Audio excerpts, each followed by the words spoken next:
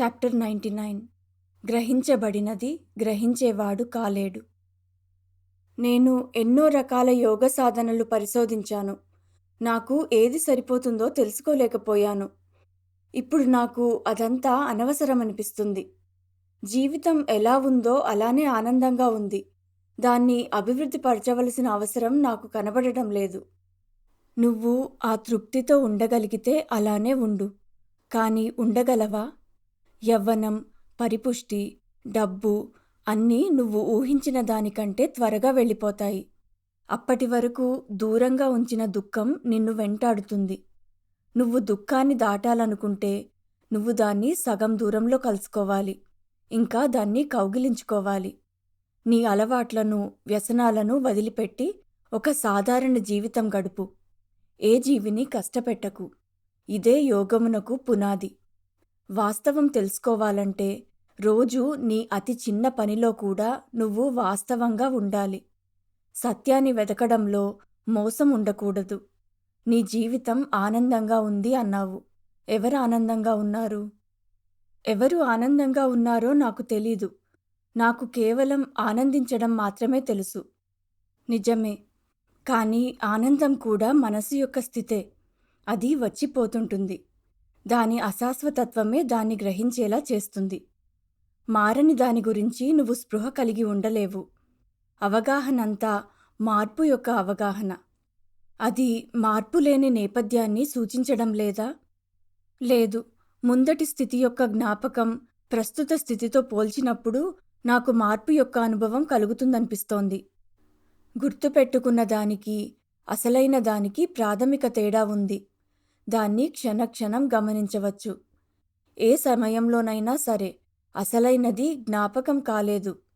అసలైనది తప్పు పట్టలేనంత నిజము. ఏది అసలైన దానికి ఆ ప్రత్యేక లక్షణాన్నిస్తుంది? స్పష్టంగా నీవు ఉన్నావు అన్న భావనేగా. జ్ఞాపకంలో ఇంకా ముందుగా ఊహించడంలో అది పరిశీలనలో ఉన్న ఓ మానసిక స్థితి అని స్పష్టమైన భావన ఉంటుంది. కానీ అసలైన దానిలో ఆ భావన ప్రాథమికంగా ఉనికిగా ఉండడంలో ఇంకా నీ అవగాహనలో ఉంటుంది. అవును, నేనది చూడగలుగుతున్నాను. ఒకరు గతం ఇంకా భవిష్యత్తు గురించి ఆలోచించగలరు. కానీ ప్రస్తుతంలో కేవలం ఉండగలరు. నువ్వు ఎక్కడికి వెళ్ళినా ఇక్కడ ఇంకా ఇప్పుడు అనేదాన్ని నీ వెంట తీసుకువెళ్తావు. అంటే నువ్వు స్థలం ఇంకా కాలం నుండి స్వతంత్రంగా ఉన్నావు. స్థలకాలాలు నీలో ఉన్నాయి. నువ్వు వాటిలో లేవు. నీ శరీరంతో గుర్తింపు కలిగుండటం వల్ల స్థలకాలాల్లో పరిమితంగా కనబడుతున్నావు. నిజానికి నువ్వు అపరిమితమైన వాడవు, ఇంకా శాశ్వతుడవు. దాన్ని నేను ఎలా తెలుసుకోగలను? నువ్వు తెలుసుకోవాలనుకుంటున్నది వేరొక నువ్వా? నువ్వు అనేక మందిగా ఉన్నావా? ఖచ్చితంగా ఉన్నది ఒక్కటే ఉనికి. అది నువ్వే. నీ గురించి నీకున్న తప్పుడు ఆలోచనలను తొలగించు చాలు. నీ మనసే నీ గురించి నిన్ను తెలుసుకోనీకుండా చేస్తుంది. విశ్వాసం ఇంకా హేతువు రెండూ నువ్వు శరీరం ఇంకా దాని కోరికలు, భయాలు కాదని, నువ్వు దాని కల్పిత ఆలోచనలతో కూడిన మనసు కాదని, నువ్వు సమాజం బలవంతపెట్టే ఓ పాత్ర కాదని చెప్తున్నాయి. నిన్ను నువ్వు తెలుసుకోవాలనుకుంటున్నావు. నీకు నువ్వే ఆ నువ్వు. నువ్వు ఇంకేదీ కాలేవు. మనసును ఎలా వదిలించుకోవాలి? అసలు మనసనేదే లేదు. ఆలోచనలున్నాయి. ఇంకా అవి తప్పుగా ఉన్నాయి. తప్పుడు ఆలోచనలను వదిలిపెట్టు. అవి నిన్ను నువ్వు ఉన్న విధంగా చూడనీకుండా అడ్డుపడుతున్నాయి. ఎటువంటి ఆలోచనలు తప్పైనవి? ఇంకా ఎటువంటివి సరైనవి? సాధారణంగా నొక్కి చెప్పే ప్రకటనలన్నీ తప్పైనవి. ఎందుకంటే నీ గురించి నిజంగా ఏమీ చెప్పలేవు. తిరస్కరించేవి సరైనవి. ఇది కాదు అని తిరస్కరిస్తూ ముందుకు సాగడంతో సత్యాన్ని చేరగలవు. ఇది కాదు అని ఎదిరించకుండా స్వేచ్ఛను పొందలేవు. అబద్ధాన్ని వదిలిపెడితే సత్యం అదంతకదే చేరుతుంది. నాకు బతికుండడం దుఃఖంతో కూడుకున్నది అనిపిస్తోంది. నువ్వు బతికి ఉండలేదు. జీవితమే నువ్వు. నిన్ను నువ్వు ఏ వ్యక్తిగా భావిస్తున్నావో అతడు దుఃఖిస్తున్నాడు, నువ్వు కాదు. ఆ వ్యక్తిత్వాన్ని నీ చైతన్యంలో కరిగించు. అది కేవలం కట్టలుగా ఉన్న జ్ఞాపకాలు ఇంకా అలవాట్లు. నాకు తెలిసినదల్లా నేనెవరో నాకు తెలియదు అని. నువ్వు ఎవరో నీకు తెలియదని నీకెలా తెలుసు? నీ ప్రత్యక్ష అంతర్దృష్టి ముందుగా నీకు నువ్వు తెలుసని చెబుతుంది. నువ్వు లేకుండా నీకంటూ ఏ అనుభవమూ ఉండదు. నేను ఉన్నాను అని చెప్పగలవు, కానీ నేను లేను అని చెప్పలేవు. అయినా వర్ణించదగినది నువ్వు కాదు. నువ్వైన దాన్ని వర్ణించలేవు. అవగాహనలో కనిపించేదేదీ నువ్వు కావు. అన్ని స్వీయ గుర్తింపుల నిర్మూలనకు నిన్ను నువ్వు నియమించుకో. అదే లోతుగా గ్రహించడానికి ఉన్న ఏకైక మార్గం. నువ్వు శరీరం ఇంకా మనసు యొక్క స్పృహ కలిగి ఉన్నా అవి నువ్వు కాదని తెలుసుకోవడమే సాక్షాత్కారం. నేను శరీరం ఇంకా మనసు కాకపోతే నాకు వాటి స్పృహ ఎందుకుంది? ఏదీ నేను కాదు అనేది మొదటి అడుగు. అంతా నేనే అనేది తరువాతి అడుగు. రెండూ ప్రపంచం ఉంది అనే దానిపై ఆధారపడి ఉంటాయి. దాన్ని కూడా వదిలిపెట్టినప్పుడు నువ్వు ఏదై ఉన్నావో అలా మిగులుంటావు, అద్వైతముగా.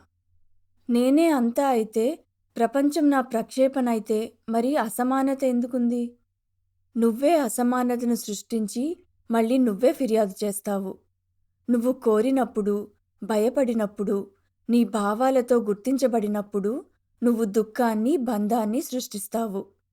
ప్రేమతో, జ్ఞానంతో సృష్టించినప్పుడు, నీ సృష్టితో అసంగత్వము కలిగి ఉన్నప్పుడు వచ్చే ఫలితము శాంతి ఇంకా సామరస్యత. నీ మనస్థితి ఎలాగైనా ఉండని, అది నిన్ను ఏ విధంగా ప్రతిబింబిస్తుంది? నీవు స్వచ్ఛమైన వాడవు. మనస్సుతో నీ గుర్తింపే నిన్ను ఆనందంగా ఇంకా దుఃఖంగా ఉంచుతుంది. నీ మనసుకు బానిసగా ఉండడాన్ని తిరస్కరించు. శరీరముతో అనుబంధం అనే గొలుసులను తెంచుకో. నీ మోక్షాన్ని మనసులో పెట్టుకో. నువ్వు ఎప్పుడో ముక్తుడవని, ముక్తి భవిష్యత్తులో లేదని, ఇంకా దాన్ని శ్రమతో పొందలేవని నీకు అర్థమయ్యే వరకు నిన్ను నువ్వు మనసులో పెట్టుకో. నీకు తెలిసింది చెయ్యి. నేను నాకు నచ్చిన విధంగా చేస్తే బాధపడాల్సి వస్తుంది. అయినప్పటికీ నువ్వు ముక్తుడవే. నీ పనుల యొక్క ప్రతిఫలాలు నువ్వుండే సమాజంపై ఆధారపడి ఉంటాయి. అప్పుడు నేను నిర్లక్ష్యంగా ప్రవర్తించొచ్చు. నిన్ను నువ్వు మనసులో పెట్టుకుని ఉండు. నీకు ధైర్యంతో పాటు తెలివి, దయ ఇంకా పనియందు నేర్పు వస్తాయి. ఏం చేయాలో నీకు తెలుస్తుంది. నువ్వేం చేసినా అది అందరికీ మంచిదవుతుంది. నాలో ఉన్న రకరకాల అంశాలు వాటితో అవే యుద్ధం చేస్తున్నట్టు అనిపిస్తుంది. నాకు మనశ్శాంతి లేదు. ఎందుకంటే నిన్ను నువ్వు వేరెవరోగా భావిస్తున్నావు. కొంచెం ఆగి చూడు, పరిశోధించు, సరైన ప్రశ్నలు అడుగు, సరైన నిర్ధారణలకు రా. వాటి మీద పనిచేయటానికి ధైర్యం కలిగుండు. ఏం జరుగుతుందో చూడు. మొదట్లో ఇంటి పైకప్పు నెత్తిమీద పడినట్టుంటుంది. కానీ త్వరలో అంతా సర్దుకుంటుంది. ఇంకా శాంతి, ఆనందం నీదవుతుంది. నీకు నీ గురించి చాలా విషయాలు తెలుసు, కానీ తెలుసుకునేవాడెవరో నీకు తెలియదు. నువ్వెవరో తెలుసుకో. జాగ్రత్తగా నీ లోపల చూడు. చూడబడినది చూసేవాడు కాదని గుర్తుపెట్టుకో. నువ్వు ఏం చేసినా, ఏం విన్నా, ఏం ఆలోచించినా ఆ జరిగేది నువ్వు కాదని గుర్తుపెట్టుకో. అది కేవలం నీకు జరుగుతోంది. నేను ఉన్నాను అనే భావనలోకి లోతుగా తవ్వు. అప్పుడు గ్రహించే కేంద్రం సార్వత్రికమైనదని నువ్వు ఖచ్చితంగా కనుగొంటావు. ఇంకా దాన్ని ప్రపంచానికి వెలుగునిచ్చేదిగా తెలుసుకోగలవు. నేను సాక్షిని అని ప్రత్యక్షంగా తెలుసుకోవడమెలా? నీకు ఏది తెలియాలన్నా ముందు తెలుసుకునే నువ్వుండాలి. ఇప్పటి వరకు మనసునే తెలుసుకునేవాడిగా భావించావు. కానీ అది కాదు. మనసు చిత్రాలు ఇంకా ఆలోచనలతో నిన్ను కప్పేస్తుంది. అవి జ్ఞాపకాలు అనే మచ్చలు మిగులుస్తాయి. గుర్తుపెట్టుకోవడాన్ని నువ్వు జ్ఞానం అంటావు. నిజమైన జ్ఞానం ఎప్పుడూ తాజాగా ఉంటుంది. నువ్వేంటో నీకు తెలిసినప్పుడు తెలిసినది నువ్వవుతావు. అప్పుడు తెలియడానికి ఇంకా ఉండడానికి మధ్య ఖాళీ ఉండదు. నేను మనసుతో మనసును పరిశోధించగలను.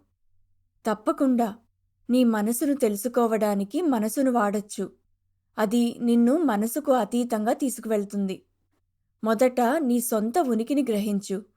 ఇది చాలా తేలిక. ఎందుకంటే నేనున్నాను అనే భావన ఎప్పుడూ నీతోనే ఉంటుంది. అప్పుడు నిన్ను నువ్వు ఓ తెలుసుకునేవాడిగా కలుసుకో. నువ్వు శుద్ధ సత్వమని తెలుసుకోగానే స్వేచ్ఛ యొక్క పారవస్యం నీ సొంతం. ఇదేం యోగము? అదంతా ఎందుకు? నీ శరీర మనసులతో నువ్వు సంతోషంగా లేవు. అందుకే ఇక్కడికొచ్చావు. నువ్వు వాటిని మెరుగుపరచడానికి ప్రయత్నించవచ్చు. నియంత్రించడం ద్వారా, ఇంకా ఓ ఆదర్శానికి వంచడం ద్వారా. లేదా నీ స్వీయ గుర్తింపు అనే ముడిని పూర్తిగా తెంపేయవచ్చు. నీ శరీరాన్ని ఇంకా మనసును నీకు జరిగే వాటిగా చూడు. నియంత్రణ పద్ధతిని నేను రాజయోగమని, అసంగత్వాన్ని జ్ఞానయోగమని, ప్రార్థనను భక్తియోగమని పిలవచ్చా? అది నిన్ను మెప్పిస్తే అలాగే అనుకో. పదాలు కేవలం సంకేతాన్నిస్తాయి, కానీ వివరించవు. నేను నేర్పేది పురాతనమైనది. అర్థం చేసుకోవడం ద్వారా ముక్తిని పొందే ఓ తేలికైన మార్గం. నీ సొంత మనస్సును అర్థం చేసుకో, ఇంకా నీపై దాని పట్టు తెగిపోతుంది. మనసు అపార్థం చేసుకుంటుంది. అది దాని స్వభావం. సరిగా అర్థం చేసుకోవడమే దానికి విరుగుడు. నువ్వేం చేసినా అది నీ ఉనికిని మార్చదు. నీకు మార్పు అవసరం లేదు. నువ్వు నీ మనస్సును, శరీరాన్ని మార్చుకోవచ్చు, కానీ అవి నీకు ఎప్పుడూ బాహ్యమైనవే. వాటిని అసలు మార్చడమెందుకు? నీ శరీరం గాని, నీ మనసు గాని, ఆఖరికి నీ అవగాహన కూడా నువ్వు కాదని ఒక్కసారి గ్రహించు. ఇంకా నీ నిజస్థితిలో ఒంటరిగా నిల్చో. కోరడానికి, వెతకడానికి ఏమీ లేదు. ఎందుకంటే ఏదీ పోగొట్టుకుపోలేదు. నేనున్నాను అన్న దానిమీద మనసు నిలుపు. వాస్తవం దాని వెనకే ఉంది. నిశ్శబ్దంగా ఉండు. మౌనంగా ఉండు. అదే వచ్చి నీపై వాలుతుంది, లేదా నిన్ను దానిలోకి లాక్కెళ్తుంది. ముందు నేను నా శరీరాన్ని ఇంకా మనసును వదిలించుకోనవసరం లేదా? వదిలించుకోలేవు. ఆ ఆలోచనే నిన్ను వాటికి బంధిస్తుంది. వాటిని అర్థం చేసుకో, కానీ పట్టించుకోకు. నేను పట్టించుకోకుండా ఉండలేకపోతున్నాను. నేను ఏకీకృతమై లేను. నువ్వు పూర్తిగా ఏకీకృతమై ఉన్నా కూడా అది నీకు ఏ విధంగా సహాయపడగలదు? అది నిన్ను శరీరమనే భ్రమ నుండి బయటకు తీసుకురాదుగా. అవి నువ్వు కాదని చూడు చాలు. మనం అసలెందుకు బాధపడతాము? మన ఆలోచనలు ఇంకా చర్యలు కోరిక ఇంకా భయం చేత ప్రేరేపించబడినంతకాలం మనం బాధపడతాము. వాటి ఫలితం లేనితనాన్ని చూడు. అవి సృష్టించే ప్రమాదం ఇంకా గందరగోళం తగ్గుముఖం పడుతుంది. నిన్ను నువ్వు సంస్కరించుకోవాలనుకోకు. అన్ని మార్పుల యొక్క అనవసరతనాన్ని చూడు. మారేది మారుతూనే ఉంటుంది. మారనిది ఎదురు చూస్తోంది. మారేది నిన్ను మారని దాని దగ్గరికి తీసుకువెళ్తుందని అనుకోకు. అది ఎప్పటికీ జరగదు. మారేదాన్ని అబద్ధంగా చూసినప్పుడే మారనిది వెల్లడవుతుంది. అన్ని మార్పులు మనసునే ప్రభావితపరుస్తాయి. నువ్వు నీలా ఉండాలంటే మనసును దాటి వెళ్ళాలి. నీ మనసును వెనక వదిలిపెట్టు. నీ గురించి నీకు తెలియనిదే అది కూడా సాధ్యం కాదు. ఏది ముందొస్తుంది? మనసును వదిలిపెట్టడమా, లేక నన్ను నేను తెలుసుకోవడమా? నిన్ను నువ్వు తెలుసుకోవడమే ముందు. మనసు తనంతట తానుగా దాన్ని దాటి వెళ్ళలేదు. అది విస్ఫోటించాలి. అందుకు నువ్వు మనస్సును సిద్ధం చేసుకోవాలి. భయం ఎప్పుడూ ఆలస్యం కలిగిస్తుంది, లేదంటే మరో అవకాశం వచ్చే వరకు ఎదురుచూడాలి. అవకాశం ఎప్పుడూ ఉంటుందనుకున్నాను. సిద్ధాంతపరంగా ఉండొచ్చు, కానీ ఆచరణలో ఆత్మసాక్షాత్కారానికి అవసరమైన అన్ని కారకాలు ఉన్న పరిస్థితి ఏర్పడాలి. నువ్వు నిరుత్సాహపడాల్సిన అవసరం లేదు. నువ్వు నేనున్నాను అనే స్థితిలో ఉండడం త్వరలో మరో అవకాశాన్ని సృష్టిస్తుంది. ఎందుకంటే వైఖరి అవకాశాన్ని ఆకర్షిస్తుంది. కనుక దానితోనే ఉండు.